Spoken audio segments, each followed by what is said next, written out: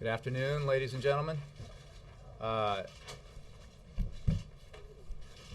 just wanted to make one point before we get started.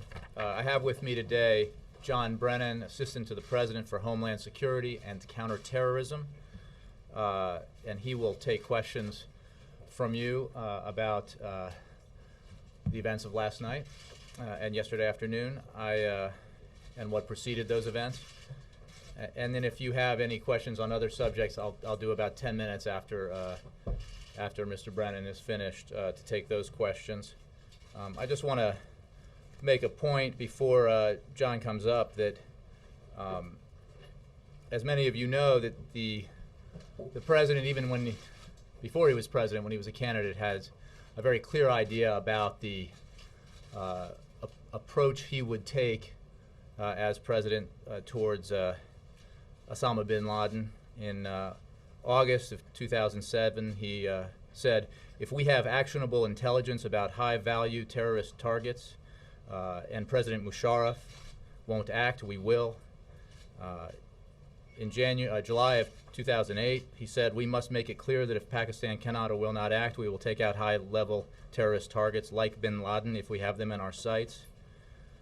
He repeated statements like that again, and I just want to be clear that this is an approach that he always felt that he would take when he was president, and then, as John will elaborate, once he took office, he made sure that we would revitalize our focus on Osama bin Laden and the hunt for him. So with that, I'd like to invite John up to take your questions, and I will be standing here if you have questions on other topics. Thank you. How do you want to do this? Oh, let me start. Sorry. My apologies. I'll start with Come on, free for all. Just say anything you want. the Associated Press. All right, thank you, sir. I wanted to ask about the specific goal of the raid. Was there a consideration to trying to take bin Laden alive, or was the mission to kill him on sight? Absolutely, it was to prepare for all contingencies. If we had the opportunity to take bin Laden alive, if he didn't present any threat, the individuals involved were able and prepared to do that. We had discussed that extensively in a number of meetings in the White House and with the President. The concern was that bin Laden would oppose any type of capture operation. Indeed, he did. It was a firefight. He therefore was killed in that firefight, and that's when the remains were removed.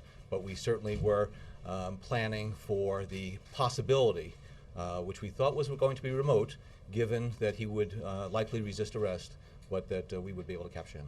So you went into this operation believing that the most likely outcome was that he would be killed on sight? We were trying to make sure that we were able to accomplish the mission safely and securely for the people who were involved. We were not going to put our people at risk. The President put a premium on making sure that our personnel were protected, and we were not going to give bin Laden or any of his cohorts the opportunity to carry out lethal fire on our forces. He was engaged, and he was killed in the process. But if we had the opportunity to take him alive, we would have done that. And if I could just ask, have you been able to determine how bin Laden was able to hide in this relatively prominent location? And do you believe the Pakistanis when they say that they had no idea that he was there? People are referring to this as hiding in plain sight. Clearly this was something that was considered as a possibility. Pakistan is a large country. We are looking right now at how he was able to hold out there for so long, and whether or not there was any type of support system within Pakistan that allowed him to stay there. We know that the people at the compound there were working on his behalf, and that's how we ultimately found our way to that compound. But we are right now less than 24 hours after this operation, so we are talking with the Pakistanis on a regular basis now, and we're going to pursue all leads to find out exactly what type of support system and benefactors that bin Laden might have had. Well, you don't necessarily take them at their word that they didn't know. We are pursuing all leads in this issue. Just to follow on that, is it really credible that Pakistani authorities had no idea that this compound was being built and that it existed, such an elaborate compound? I think it's inconceivable that bin Laden did not have a support system in the country that allowed him to remain there for an extended period of time. I am not going to speculate about what type of support he might have had on an official basis inside of Pakistan. We are closely talking to the Pakistanis right now, and again, we are leaving open opportunities to continue to pursue whatever leads might be out there. And also, one of the things that a lot of people think about when they hear this news is, what does this mean for the war in Afghanistan? Does it make it easier to wind things down there? I think the accomplishment that very brave personnel from the United States government were able to realize yesterday is a defining moment in the war against al-Qaeda, the war on terrorism, by decapitating the head of the snake known as al-Qaeda. It is going to have, I think, very important reverberations throughout the area on the al-Qaeda network in that area.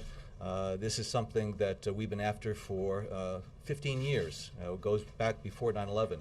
So I think what we're doing now is going to try to take advantage of this opportunity that we have to demonstrate to the Pakistani people, to the people in the area, that al-Qaeda is something in the past. And we're hoping to bury the rest of al-Qaeda along with bin Laden.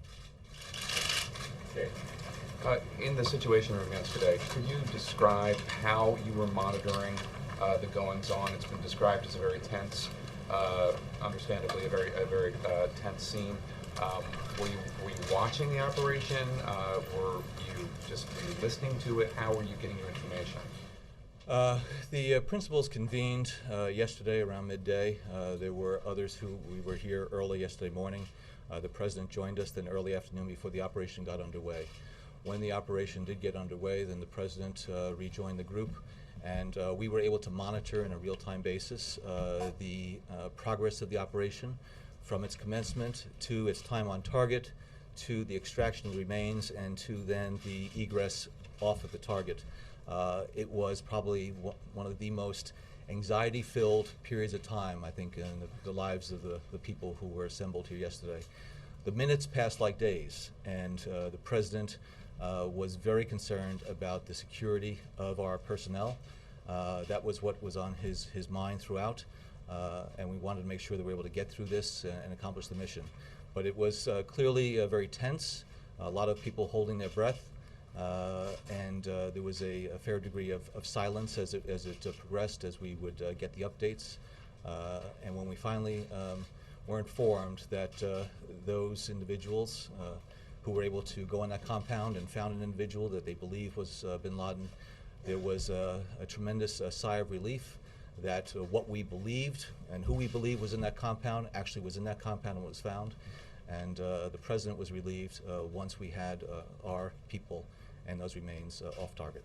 Was it a visual, or was it just radio reports or phone reports that you were getting? We were able to monitor the situation in real time, and were able to have regular updates and to ensure that we had real-time visibility into the progress of the operation. I'm not going to go into details about what type of visuals we had or what type of feeds that were there, but it gave us the ability to actually track it on an ongoing basis. And I understand that there was a moment of real tension, one with the helicopter, but then also when the Navy SEALs were leaving, and the Pakistani government started scrambling their jets, and there was a concern that they were coming to where the U.S.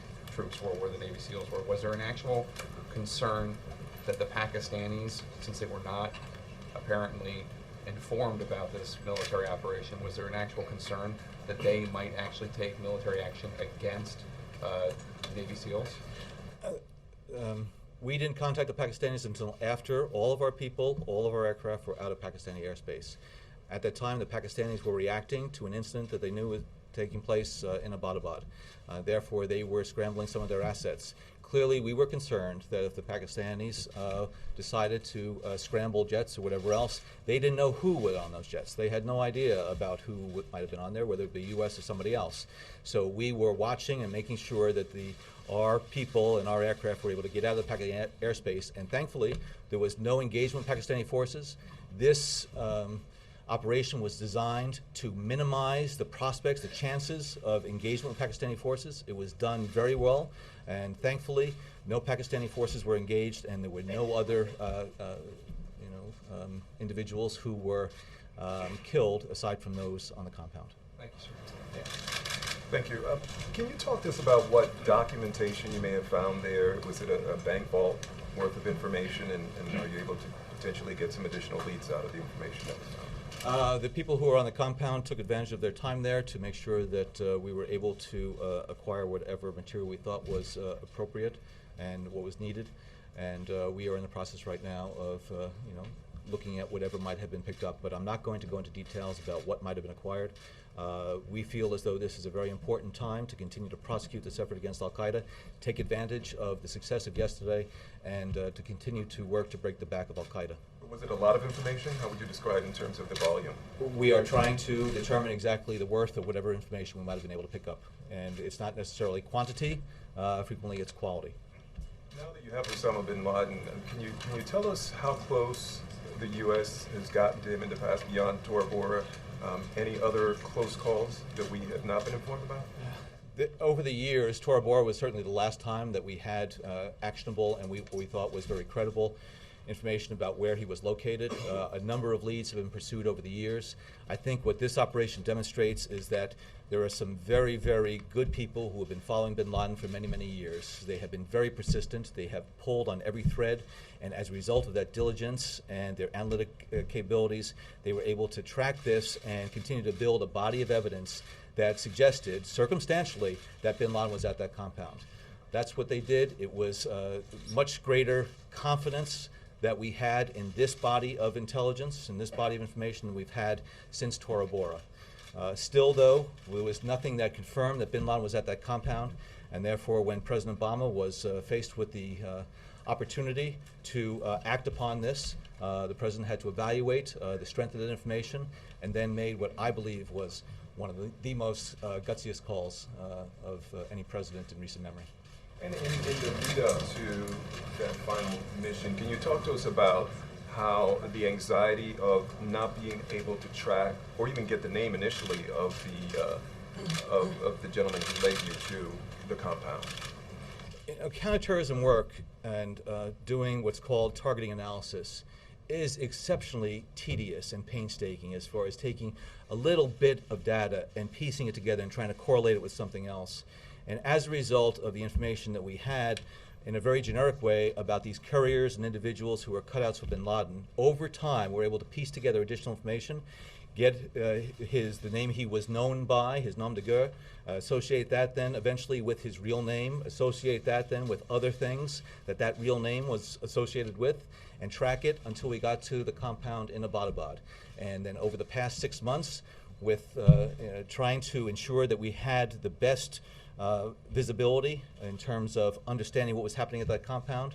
That body of evidence kept accumulating to the point when the President said, I want to have operations against this compound. I want to know what the pros and cons are of them. I want to have options, and I want to make sure that we take into account the safety and security of the American people, of the Americans that would be conducting this operation, that we look at it from the standpoint of limiting collateral damage and making sure that we're able to maximize the chances of mission success.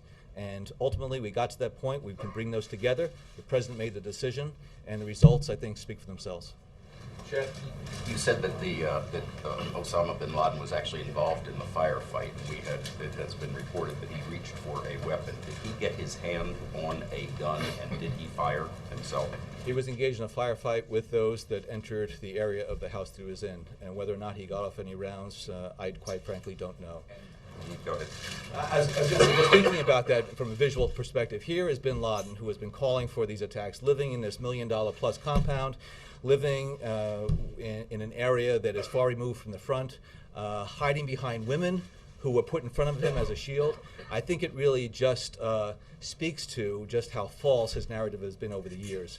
And so, again, looking at what bin Laden was doing, hiding there while he's putting other people out there to carry out attacks, again, just speaks to, I think, the the nature of the individual he was. These anxiety-filled minutes that you said lasted days, what was the most anxiety-filled moment? Was it when the helicopter appeared to be inoperable, or was it when you heard shots fired? And when you monitored in real time, could you actually hear the shots fired?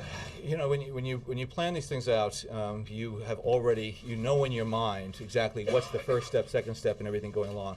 If there's any deviation from that, it causes anxiety. But the individuals who carried out this assault planned for all the various contingencies. So when that helicopter was seen to be unable to move, all of a sudden you had to go into Plan B. And they did it flawlessly. They were able to conduct the operation as they were preparing to do. But seeing that helicopter in a place and in a condition that it wasn't supposed to be, I think that was one of the, at least for me, and I know for the other people in the room, was the concern we had that now we're having to go to the contingency plan, and thankfully they were as able to carry out that contingency plan as they were the initial plan. Could you hear shots fired? We were able to monitor the situation in real time. Could I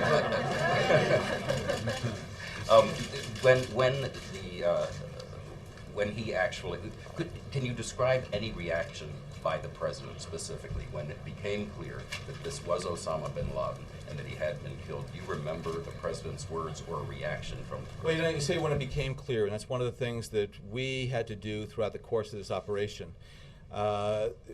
When we heard that the individuals who carried out this assault felt as though they had an individual who appeared to be bin Laden, that is one data point. Then there were other types of things, facial recognition, height, the preliminary DNA analysis. So there was an incremental buildup. And the confidence was building, but yet at what point do you feel confident that you have the person you're after? So it was more of a growing sense of confidence and a growing sense of accomplishment. There wasn't one aha when people say, you know, okay, the DNA results came in. No, this is something that was building over time, and we made a decision then last night because we felt as though we were confident enough to go out to the American people and out to the world to say, we got him. The president's reaction at any time? We got him. All right, circle back to a point you just made. Bin Laden used women as human shields when American personnel went in? There was family at that compound, and there was a female who was in fact in the line of fire that reportedly was used as a shield to shield bin Laden from the incoming fire. I'm wondering where you are at this point on the idea of releasing photos of bin Laden to show the world that he is dead. We are less than 24 hours from the arrival on target of those individuals. We have released a tremendous amount of information to date. We are going to continue to look at the information that we have and make sure that we're able to share what we can because we want to make sure that not only the American people but the world understand exactly what happened and the confidence that we have that it was conducted in accordance with the mission design. At the same time, we don't want to do anything that's going to compromise our ability to be as successful the next time we get one of these guys and take them off the battlefield. Is there some thought, though, that releasing a photo or two might avoid conspiracy theories throughout the Muslim world? We are going to do everything we can to make sure that nobody has any basis to try to deny that we got Osama bin Laden. And so therefore the releasing of information, and whether that includes photographs, this is something to be determined. John, is the debate about whether to release something or what to release when it comes to visual evidence? I think it's both. I think first of all, what falls into the category of things that you could potentially release to the public, whether it be those DNA results, whether it be comments about the conduct of the operation, what happened, the intelligence base. And then you have to take a look at it from the standpoint of what are the upsides and downsides. And sometimes when you conduct an operation that is based on intelligence and is based on the very sensitive and very capable forces that we have available to us in the U.S. government, you want to make sure that you're not doing anything to expose something that will limit your ability to use those same intelligence sources and capabilities in the future. Has anybody secured this compound? Has the Pakistani government now gone in, or the Pakistani army gone in to secure this compound since we left? Just looking at Al Jazeera a little while ago, I saw that I think the ISI, or the Pakistani military police, have that compound now under control. And clearly it is the site of a major incident yesterday. And so therefore it would be my presumption that the Pakistani authorities would be in control of that compound. Who owned the land? Whether it be the land or the compound, but it was two of the individuals who were killed, the Al-Qaeda facilitators, as they're called. The individual who was identified as the gatekeeper courier, the residence was, at least my understanding, in his name. And it's my understanding that you called it just now that the president was one of the gutsiest decisions that he made. That implies that there was some disagreement around the table about whether this was not a unanimous recommendation. Absolutely, and that's This what is the the way to president go. does. He goes around the room. He wants to hear people's views, and so you have a circumstantial intelligence case, and so people will see that either there's insufficient circumstantial evidence to go forward with something like this, which involves a unilateral operation in another country to go after somebody you believe is Osama bin Laden. And there were differences of views that were discussed. That's what the president wanted to know, as well as the different what's called COAs, courses of action, which are the types of things that you can do that involve an assault on the compound, as well as from a standoff position. That what are the benefits of doing that from a remote location, like we've done in the past in certain areas, as well as what are the risks associated with security forces actually going into the compound. So this was debated across the board, and the president wanted to make sure at the end that he had the views of all the principals. Was it a close call in your opinion? For the president to go forward with this? Yes.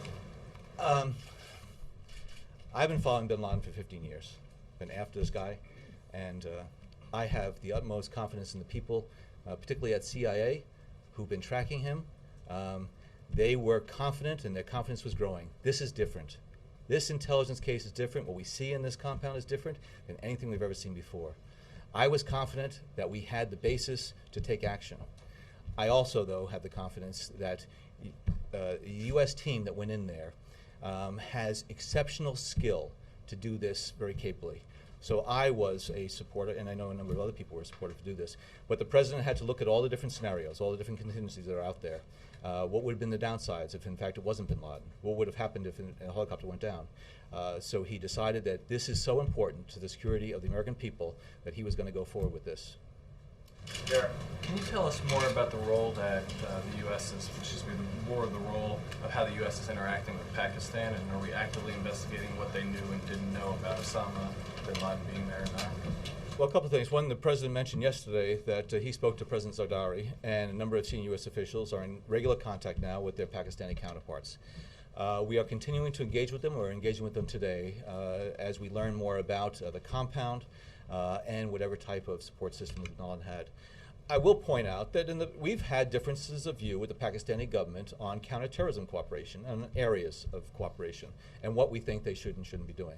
At the same time, I'll say that Pakistan has been responsible for capturing and killing more terrorists inside of Pakistan than any country, and it's by a wide margin. And there have been many, many brave Pakistani soldiers, security officials, as well as citizens who have given their lives because of the terrorism scourge in that country.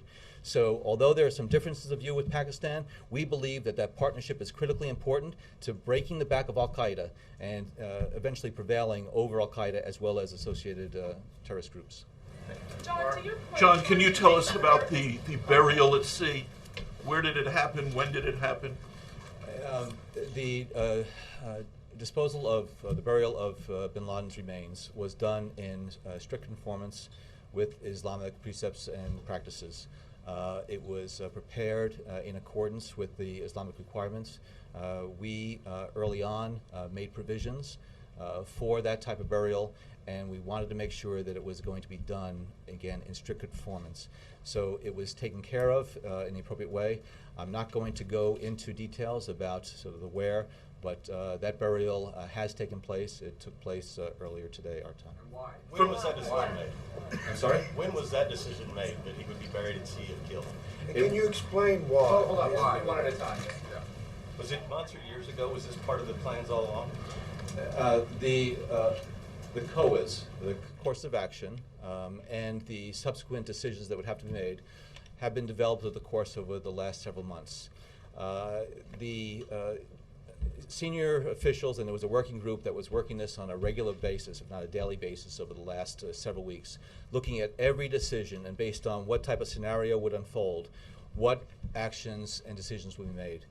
It was looked at from the standpoint of, if we captured him, what would we do with him? Where would he go? If he was killed, what would we do with him and where would he go?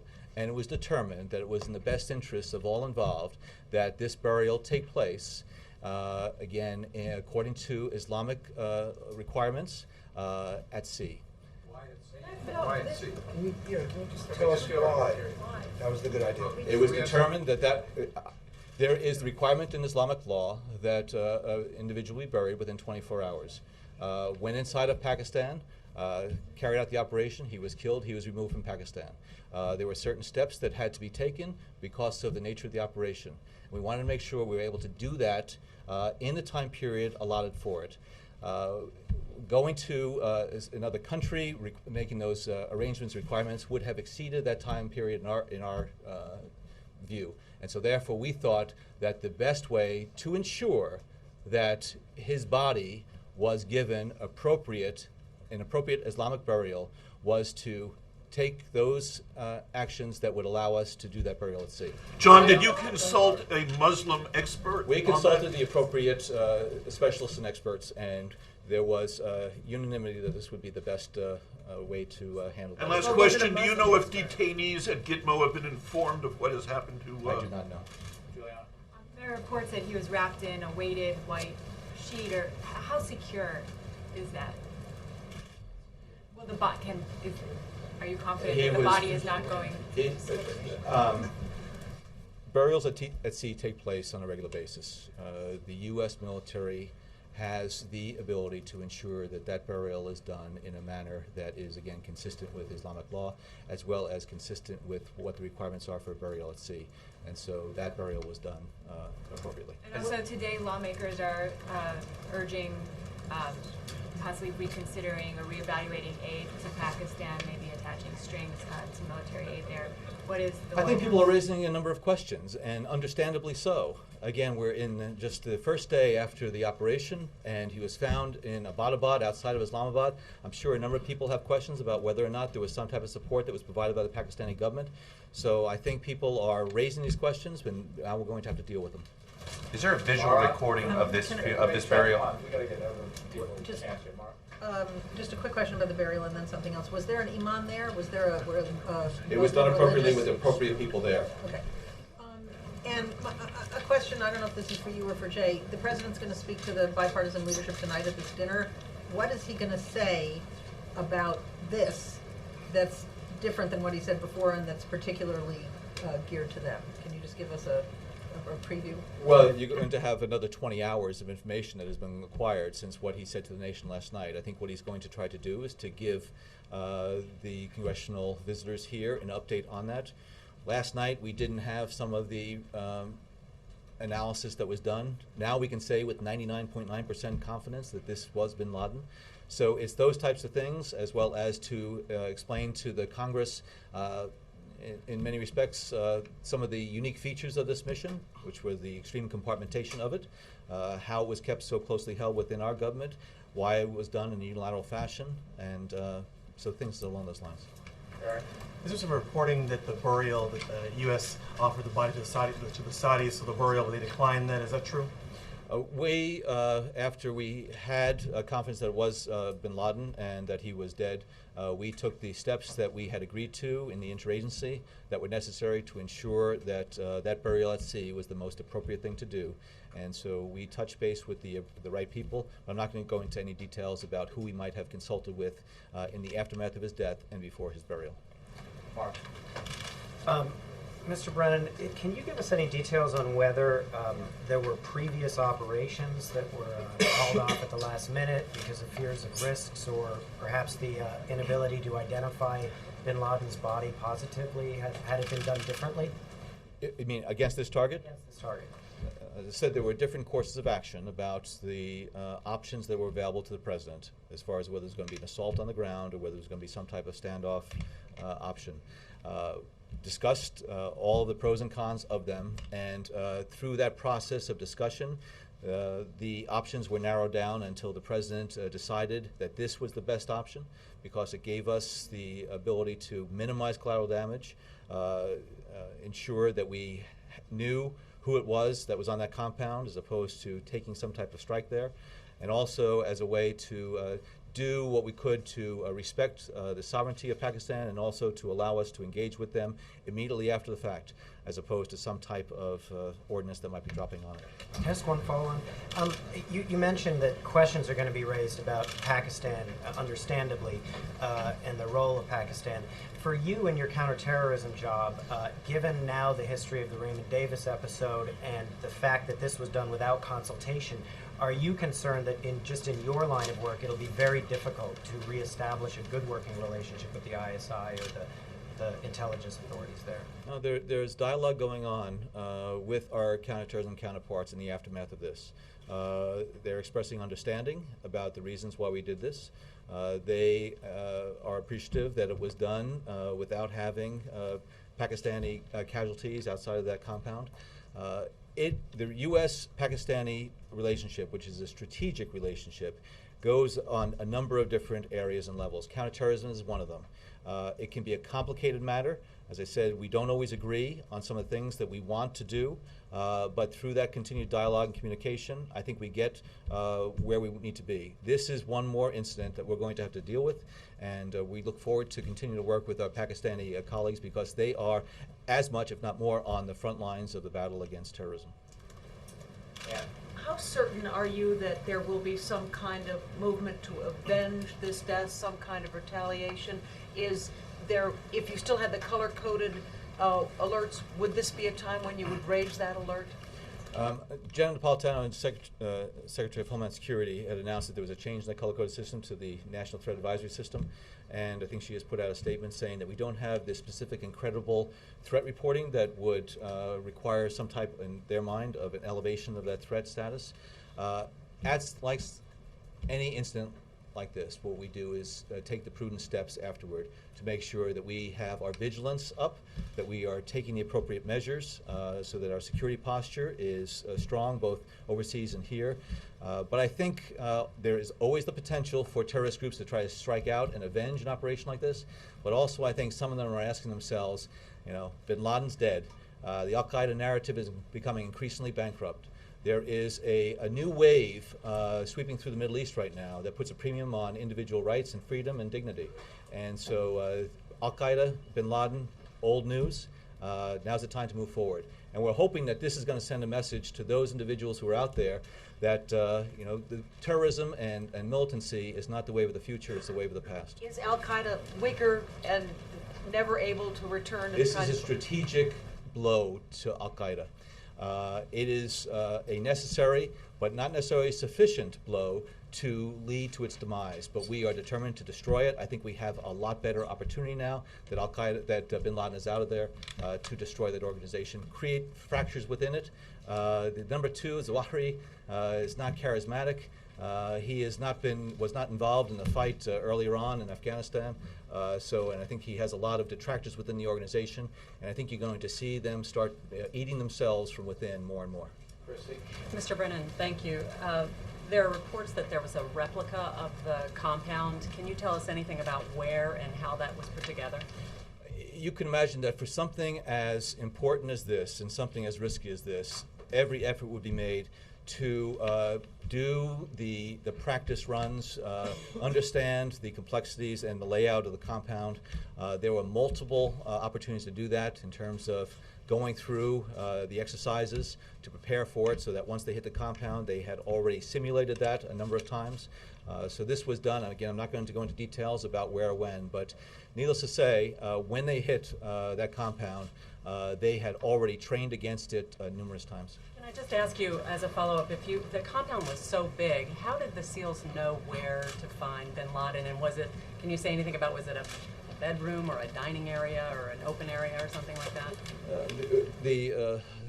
the outer features of the compound were studied intensively, and there were certain assessments made about where individuals were living and where bin Laden and his family were. And they operated according to that, and they didn't know when they got there exactly what some of the internal features of it would be, but they had planned based on certain, again, observable features of the compound to carry it out. And whoever it was that actually did the assault on that, you named a certain group. Was it the bin Laden family part of the compound? It sounds like that's what Absolutely. Carrie?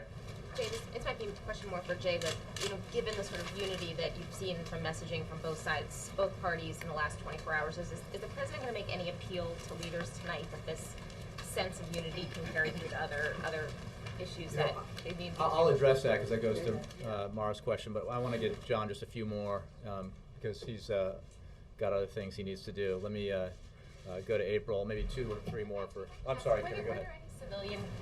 How many civilian casualties were there? Bin Laden died. The 2 Al Qaeda facilitators, there's the brothers who were the courier and his brother in the compound, Bin Laden's son Khalid, and the woman presumed to be his wife who was shielding Bin Laden. Did he actually take her as a shield, or did someone put her in front of him? I wasn't there, so I hesitate to say it, but it was an effort to try to shield Bin Laden from incoming fire. Bin Laden's wife or his son's wife? No, Bin Laden's wife. All right, I want to go back to a couple of questions. One on security. The mindset with intelligence folks in this administration and the administration prior was that an attack, it's not about if it would happen, when it will happen. So are we now, because you're saying this was a strategic blow, the head of the snake was lopped off, are we now changing that mindset, or has it changed because of this blow? I have never had the mindset that it's not if, it's when. I mean, that's basically saying something's going to happen there. I think every day counterterrorism professionals, whether it be intelligence, military, homeland security, law enforcement, are trying to stop whatever attack might be out there, trying to uncover a plot that might be out there. And so they go into each day believing that they can, in fact, have another day without a terrorist attack against U.S. interests, either abroad or here. So this does not mean that we are putting down our guard as far as Al-Qaeda is concerned. It may be a mortally wounded tiger that still has some life in it, and it's dangerous, and we need to keep up the pressure. We cannot relent because there are individuals in that organization that are determined to try to carry out attacks and murder innocent men, women, and children. Since the death of bin Laden, what is the thought of this administration? Do you believe that the Pakistani government is transparent and being honest and forthcoming, giving you the information that they have now on Osama bin Laden, what they knew, or going into finding out more about this situation? There are a lot of people within the Pakistani government, and I'm not going to speculate about who or if any of them had foreknowledge about bin Laden being in Abbottabad.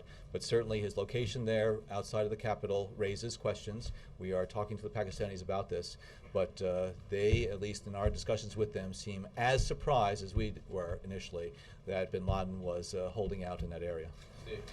You spoke earlier about using this as kind of a pivot point to demonstrate to the people of Pakistan that al-Qaeda's past, that there's a different future. Is the president still firmly committed to visiting Pakistan this year to make that message in person? I'm not going to address the president's schedule. I think there's a commitment that the president's made that he is intending to visit Pakistan.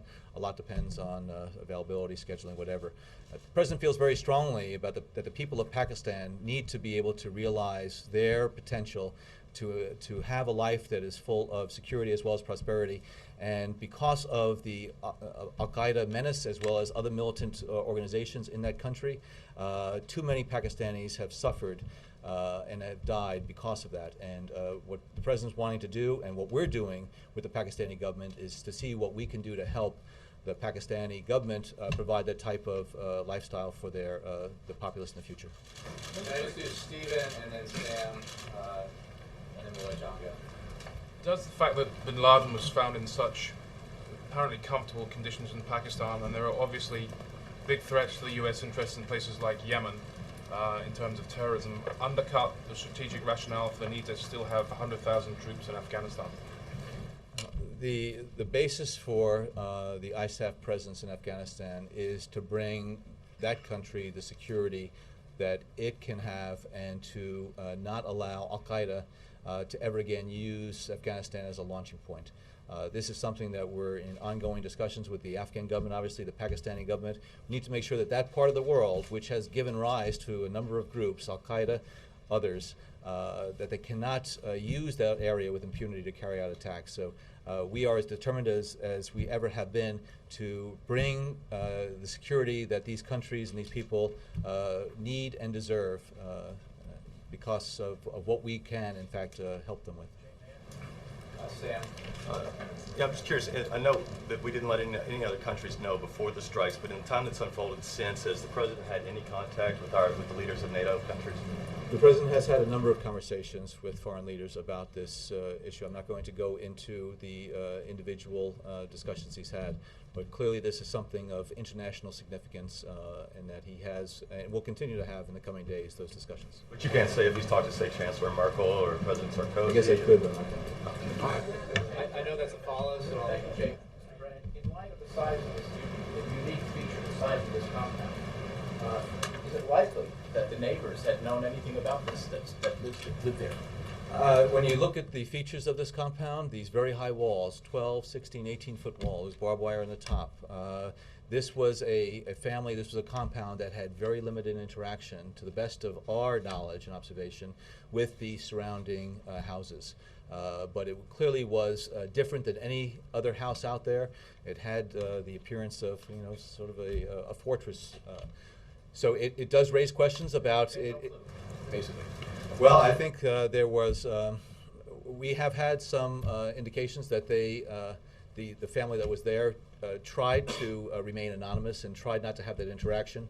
But again, it does raise questions about a compound of that size in this area not raising suspicions previously.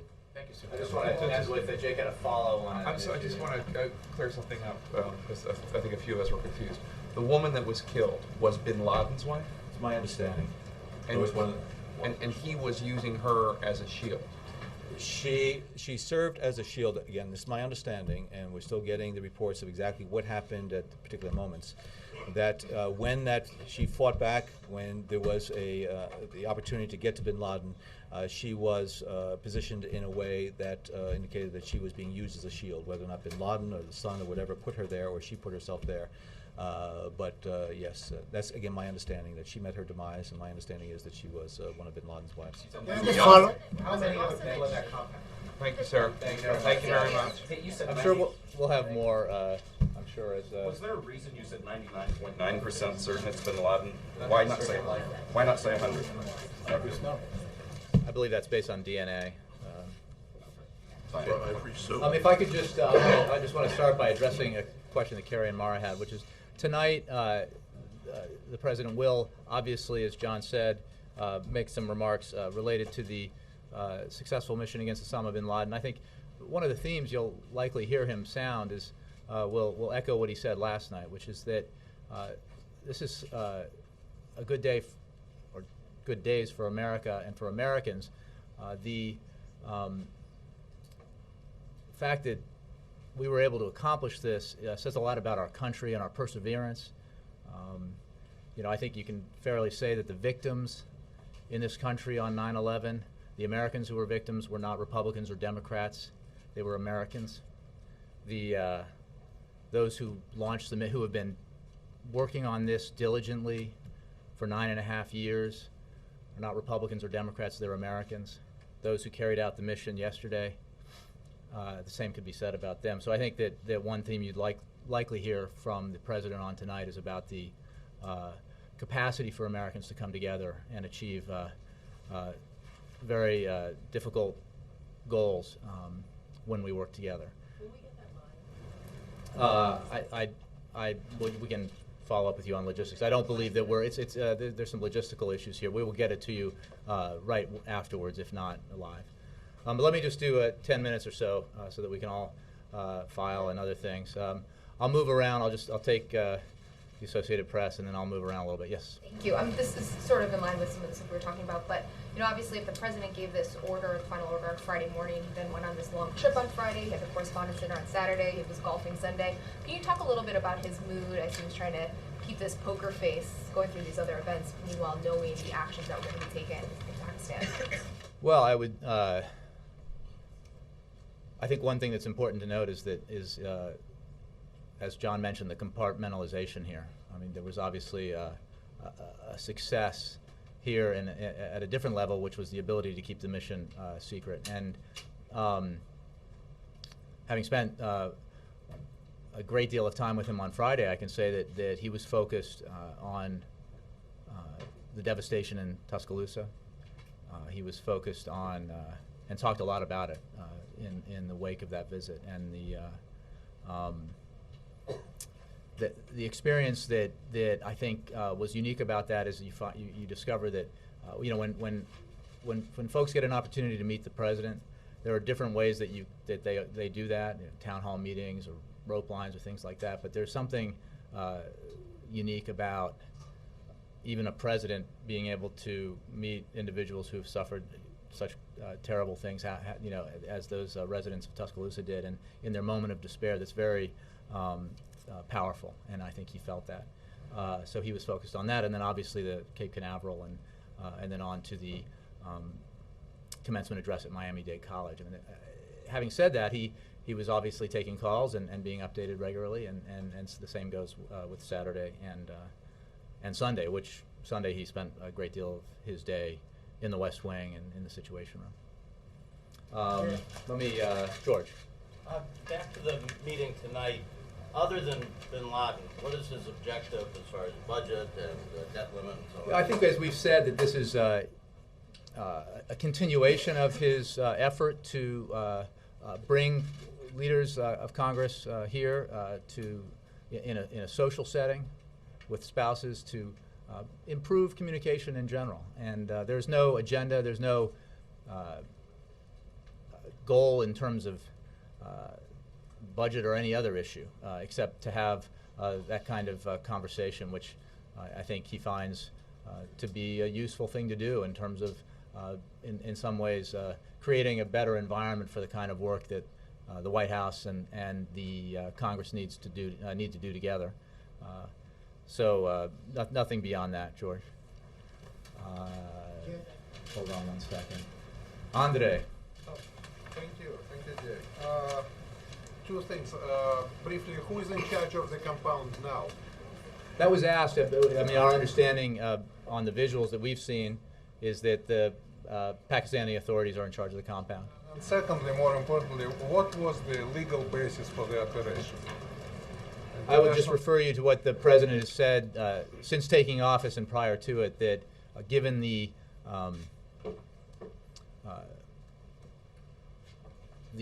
attack that Osama bin Laden launched against the United States, the lives that he took, not just on 9/11 but on other occasions, that he was a high-value target and a legitimate target, and that this president believed since long before he became president that given actionable intelligence to capture or kill Osama bin Laden, he would move very quickly and surely to take that action. And the opportunity presented itself. So this would have applied not only to Pakistan but to other countries if he was found somewhere else? Well, I would simply say that there was a great deal of confidence, as has been discussed by experts for a long time now, that he was in that border region or in Pakistan. So I don't think the hypothetical really makes a lot of sense.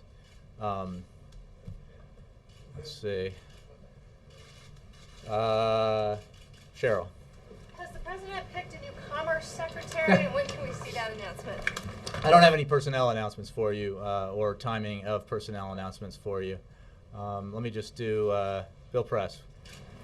Jay, almost lost in this news is the NATO strike against Gaddafi's compound Saturday, where his son was killed and 3 of his grandchildren. Does the White House believe that that mission was in keeping with carrying out the UN resolution? Yes, and I think there's been ample commentary about that from NATO. So we do believe that, and obviously continue to focus on that mission as we do on other missions. Is there a message there to Gaddafi in you could say that. Thank you.